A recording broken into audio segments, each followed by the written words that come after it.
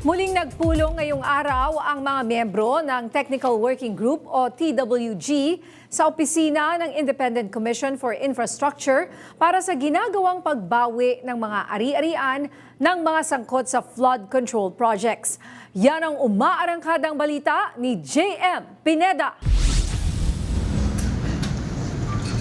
Umaabot na ngayon sa higit 21 billion ang presyo ng mga frozen assets na dikit sa mga pangalan na dawit sa mga maanumalyang proyekto kontra baha. Kabilang dito ang ilang mga bank accounts, online wallets, mga mamahaling sasakyan at air assets. Nasa listahan rin yan ang mga luxury cars na nakuha ng mga otoridad sa Taguig City na iniugnay kay dating Ako Bicol Representative Zaldico. Ang mga sasakyan na yan ay nasa kustodiya na ng Bureau of Customs at nakaparada sa opisina ng ICI. Ayon kay BOC Deputy Chief of Staff Attorney Chris Bendijo, hahalungkatin pa ulit ng hensya ang iba pang impormasyon ng mga luxury cars na hawak nila. Nakuha na rin natin physically yung engine number tsaka chassis number nito. So another search of the BOC system will be conducted. Through that search, dahil nga specific na talaga yung mga details, maybe we can determine kung misclassified ba, misdeclared ba, ibang import entry ba ang ginamit at ibang deklarasyon ang nakalagay sa mga entries na ito. Again, that will be determined. That's ongoing for now. Dumipensa rin ang ahensya sa paraan kung paano nila nasabat ang mga mamahaling sasakyan. Dokumentado umano ito at hindi persahan ang pagkuha sa mga ari-arian.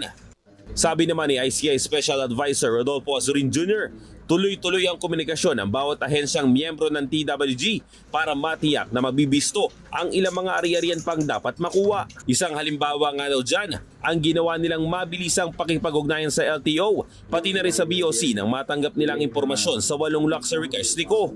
Panawagan pa ng ICI. We wanted to appeal or get the cooperation ng bawat Pilipino siguro to give us the information kasi gaya nga nung nangyari dito, walk-in lang yung nagpunta sa amin para ituro yung So, kung lahat ng mga nakakaalam ng mga asset na kailangan i-recover natin, siguro malaking bagay yun para sa ICI and the other agencies dahil makita naman natin yung commitment ng bawat agency na pag merong kang binigay na trabaho, talagang tatrabahuin naman.